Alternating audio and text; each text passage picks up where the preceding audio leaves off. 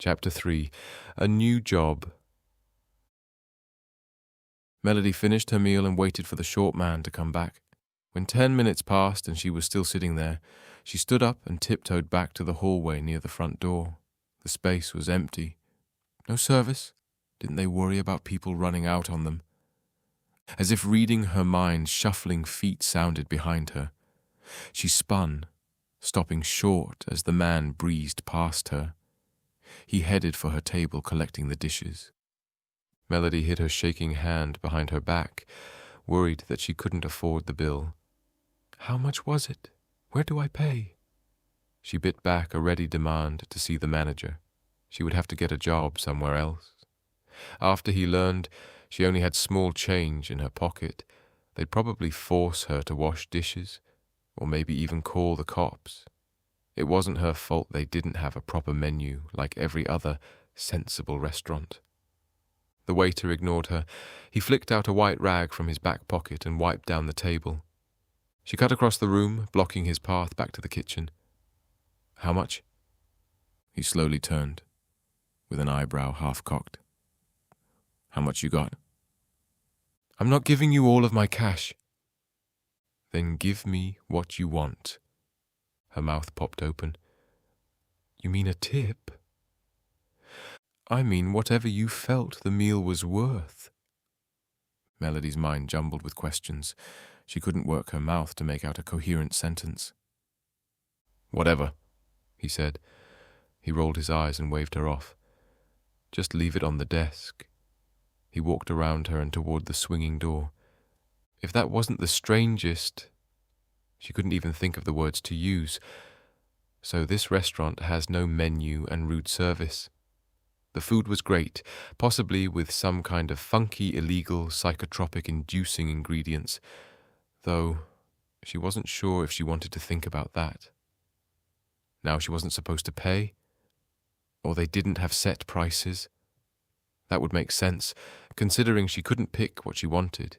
It wouldn't be expected to pay an unknown price. Could someone just walk out if they felt like it? She checked the front desk again. There were 3 photographs on top, each one depicting the older couple that had been there earlier. Only in the photos they looked unhappy, like they were posed next to each other. Photographs, not money. Whatever the meal was worth, it was worth a couple of old photographs. Melody checked her pockets, and as she did, she thought of the delicious scones. The memories of the long-ago bakery came back to her. The food was better than anything she had ever eaten, but she couldn't afford to give him everything, could she? She pulled out the $3 and her ID card. It was everything she had. Her book bag just had a few items of clothing. They weren't worth much. What she had that was of any value was in her palms. She dropped all of her money on the table. They had no use for an ID. But then she looked at it. Her ID still had her old married name on it. She should keep it, but go for broke. She dropped it on the table next to her money. Everything that could have been valuable to her she left on the table. Every last thing she really owned. What was she doing? What if it wasn't enough? What if another customer came in and took the money? What would they do with her identity? She supposed it was their problem now.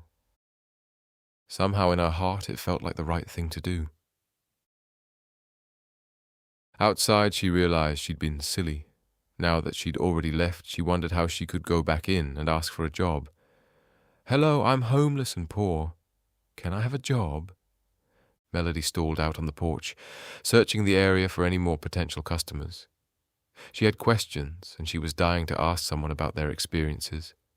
Maybe someone else knew who the owner was, and if he was friendly. She really hoped it wasn't the short waiter. After 10 minutes, no one showed up, and Melody became restless. The air was electric with freshness, and that combined with the sunshine and the food in her stomach ignited something that almost felt like bravery. She wanted to stretch her legs. Maybe she'd walk once around the building. Maybe she'd be able to find a window to get a look at the kitchen. She wanted to see who she was going to face before meeting him. She circled the building and discovered the steps to the wooden back porch. A variety of seedlings grew in wooden pots along the railing. She recognized a tomato plant, but the rest were still too young to figure out. In the corner was a koi pond in a raised tank as big as several bathtubs. 1, 2, 8 goldfish, and 1 black one. That sounded familiar, like something she read out of a feng shui book. She was admiring the view of the lighthouse and the beach when a motion caught her attention out of the corner of her eye. A tall guy was leaning against the archway of the open rear door. Her cheeks heated as she turned to face him. She'd been caught snooping around. His eyes were the color of cinnamon, and his dark hair was tousled with bits of blonde, as if having spent long hours in the sun. She might have placed him in his early 20s, although his wizened eyes made her second guess, making her wonder if he was older. "Hi," he said, as he pushed himself off the frame and stepped forward, holding out a hand. Melody instinctively placed her palm in his. An ocean breeze swept around them, freshly teased warm by the sun. "Melody," she said, forcing the word out to break the silence and cut off the unusual feeling coursing through her. It was bad enough that he'd caught her snooping. Why did he have to be attractive? "Melody," he spoke her name slowly, making it sound exotic. "Melody Green." "Melody Green?" His tone suggested he wasn't surprised, as if he had already known it before she said anything. "Was the food okay?" She blinked and then swallowed to find her voice. Yeah, it was good." She wasn't exactly a food critic. "I'm actually new in town." He looked at her, waiting quietly for her to continue. "I was wondering about a job?" The more he spoke, the more she picked up that English wasn't his first language. She couldn't pinpoint his accent, but he wasn't a native speaker. The way he enunciated every syllable was too precise. "Right, are you the manager?" "I make the food." "You're a chef?" "I'm just really good at what I do." Melody's eyebrows scrunched together. "So who owns this place?" The corner of his mouth twitched, like he wanted to smile but stopped himself. "I do." This made her blink a few times and take another look at the guy. He loomed over a head and a half taller than her, with a surfer's broad shoulders that tapered to a narrow waist. There was the shadow of stubble, but the roughness just made his angular jaw and strong cheekbones more alluring.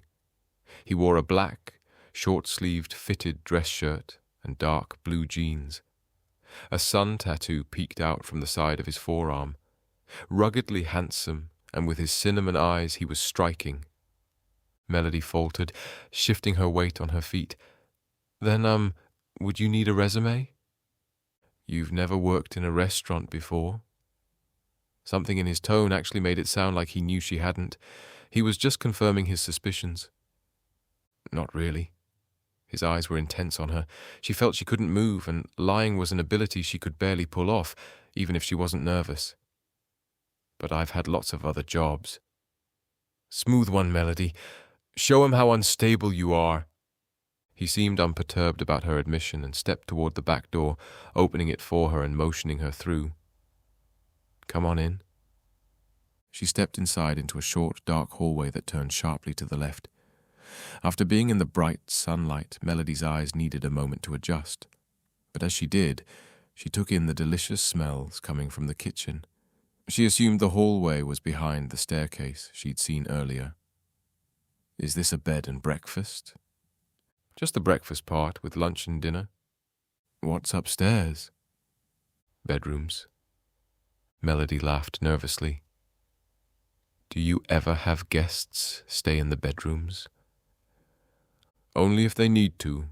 I don't think anyone has ever needed to." He shoved open a swinging door and held it open on the other side for her. She was hit then with the full force of the mingled aromas. Savory, sweet, tangy, sharp, buttery. There was no break from it. It tickled her senses until she nearly tasted every flavor, her mouth watering in anticipation. The kitchen had sandy-coloured tile flooring, and there was an avocado green fridge left over from the 60s in the corner. Dead centre was a large silver prepping table. Trays of breads, a variety of fresh vegetables and meats inside crates, sat on top of it now. Surrounding the walls were about 20 different ovens and stove tops from what looked like every generation of style. There was an old bread oven built into one portion of the wall, and an old iron boxwood stove in the corner with the pipe leading into the ceiling. There was an old gas stove from what she thought might have been the 50s, along with several other generations of ovens from the 70s, 80s, and more recent years. One of the newer model ovens beeped. "What's your name?" Melody asked as he crossed the room to hit the timer on the stovetop. "Tonac." He reached into the oven, poking around, and then drew back his finger quickly to put it in his mouth. "Careful," she said. Was she distracting him enough that he forgot things? She spotted a pot holder hanging on the wall, snatched it, and held it up for him. "You can't stick your hand in there." Tonac glanced at the pot holder, but his eyes drifted up to her face. "Thank you." His gaze locked on hers as he took the holder. She found herself caught up in the strange, cinnamon eyes. He looked away first and used the pot holder to pull the rack out of the oven. He stuffed his bare finger into the casserole. He jerked his hand back, popping his fingers into his mouth. He smacked his lips and closed the oven door. "Janine will love this." "Who?" 11 o'clock. Melody blinked. Owner, chef, professional nut job. She really needed to get out of here. "Look, I don't want to bug you. I was just curious." "You need a place to stay and a job."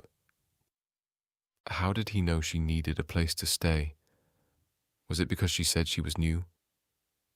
"Like I said, I just got here and—" "Who are you running from?" She choked in surprise, and her fingertips hovered over the base of her throat. "What makes you think I'm running?" "You've shown up looking for a job in a hoodie and with sandy hair. Did you sleep on the beach?" Melody's blush deepened, and it was too late to play it cool to try to hide it. "I got in late last night." Was that even an excuse? This was too close for a stranger. He was delving into her personal life. She was a half a country away from where she'd grown up, and she was begging for a job. Did he need to know why? He smiled warmly at her and waved a hand toward the table. "Would you like to sit?" This was good, right? He wasn't shooing her out the door. Melody pulled out a stool from under the silver table and perched herself on it. Tonac did the same, sitting in front of her. His eyes moved over her face, causing her cheeks to heat even more. "So," she said, hoping to break off the stare down, "what do you put in your food?" He raised an eyebrow. I mean, the, hallucinations, radiant feeling of satisfaction? Was it laced with addictive substances like in cigarettes? Every question that popped into her mind sounded accusing. He put his elbow on the silver table and leaned against it. "You mean the ingredients?" Yeah. "I've told you." He smiled, his head tilted toward her. "I am just very good at what I do." His accent thickened, as if it were a phrase he said a lot. "Oh, okay." Egotistical? No. From his tone, from the experience with the food, it was simply the way it was. He just knew it. "Where did you learn how to cook?" Shouldn't I be giving the interview?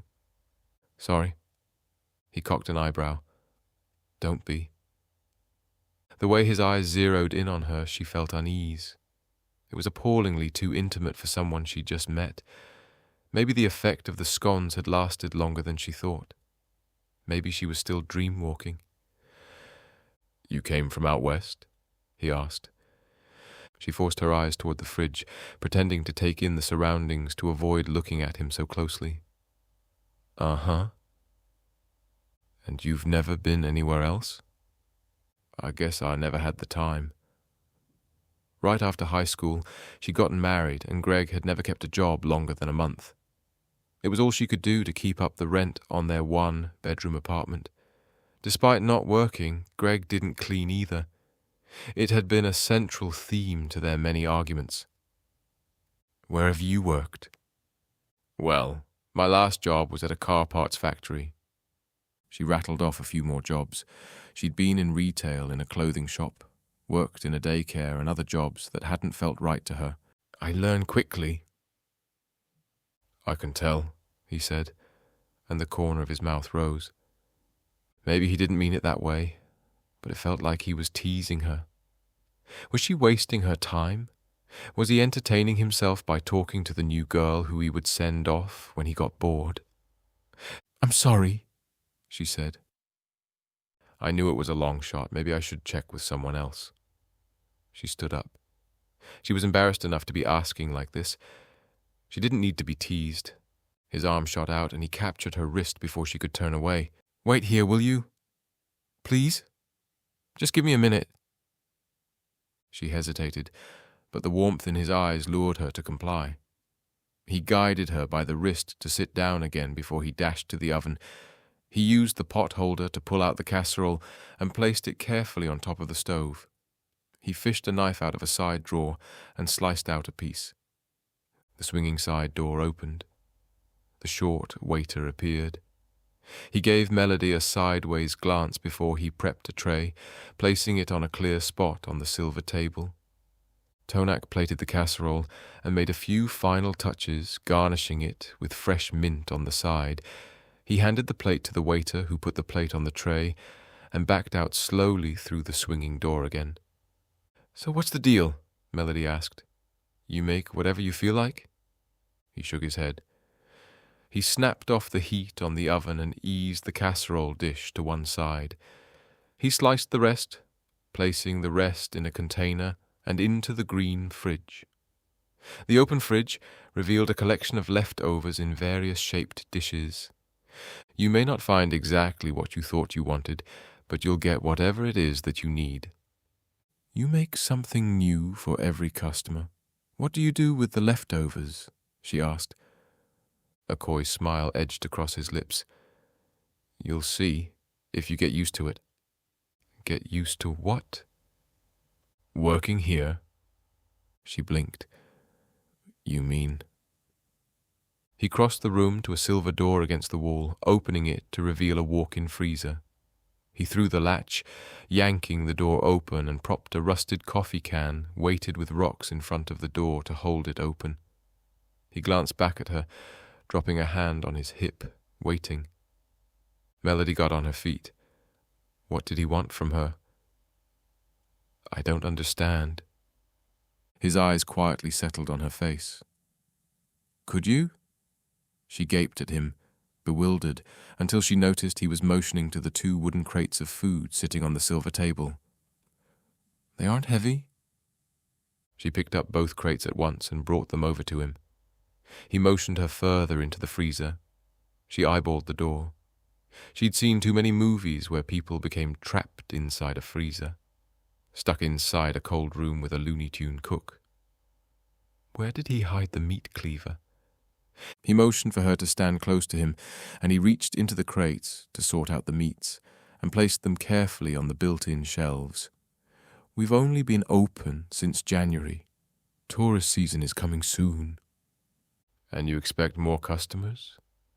The locals will get antsy when the tourists come in." "Huh?" "We plan on being open late at night to cover when the bars close at 2. The bartenders will be hungry and sleepy. You're a night owl?" She shook her head. "I don't understand. You want to stay open late for the people who work late?" "They'll show up before and after work," he said. "How do you know if you've never been open during tourist season before?" He looked at her as if he didn't understand her question. There was an awkward pause. Chuck is usually pretty grumpy during the day. He likes night better. "So maybe you can figure things out between you. You can work mornings and afternoons. Are you going to hire more chefs?" He had removed the last of the meat from the crates. He replaced them with a couple of brown paper-wrapped packages that he fished out from the shelves. He shooed her back out and closed the freezer door. "I'm the only one who cooks here. How are you going to be able to work for so long and keep up with the people that come in?" That coy smile caught in the corner of his mouth again, lighting up his cinnamon eyes. "I do what I have to. You know about that, right?" She did. For about the past 2 years, she'd done nothing but do what she had to do, or what she thought she had to do. She'd stayed true to her marriage vows, worked hard, and did what she was told. It was always done with discomfort in the pit of her stomach. But is it the right thing to do? His lips parted and he froze as if he seemed a little caught off guard by her question. He looked like he was about to say something when his eyes snapped shut. He pressed a hand to his forehead and swayed on his feet. "Whoa, hey!" She dropped the crates on the table. She reached out to him, her hand hovering over his arm but not quite touching. "Sit down. What's wrong with you?" "Nothing. It's okay." He shook his head until his face wobbled. The smile returned to his face. She became aware of how close to him she was standing when her hand reached to touch him. She realized what she'd almost done and dropped her hand. "You know it's right when you feel it."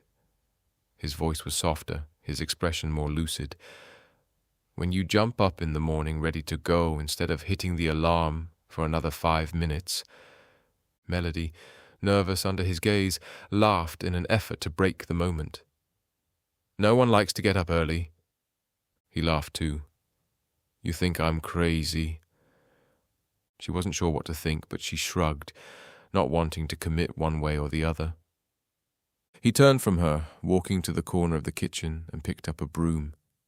He returned and gave it to her. "I've never hired anyone before." She took the broom and coiled her hands around the handle. "What about, Chuck? I never hired him." "Then how?" "Long story." He turned to the table and began pulling things from different baskets and crates, putting a supply of vegetables and herbs and spices into his workspace. There was a blur of chopping and measuring and mixing. To Melody it was like a cooking show on fast forward. So was she hired? She looked around the kitchen. The brilliant blue of the sky could be seen in tiny windows above the wall of ovens. The sunshine sent waves of energy through to her, giving her a new kick of bravery. She didn't want to leave the kitchen. The smells were intoxicating. She could love it here. Then there was Tonac. Eccentric, proud, handsome. And something else. Something she couldn't put her finger on, but she suddenly, desperately, wanted to figure out. There's a dustpan over in the corner. His eyes stayed on her, as if waiting for her to make the final decision. He almost appeared to be worried. Was he more nervous about her agreeing to stay, or that she would say she didn't want to? She moved toward the dustpan, wondering if she was the crazy one for choosing to work for this odd man.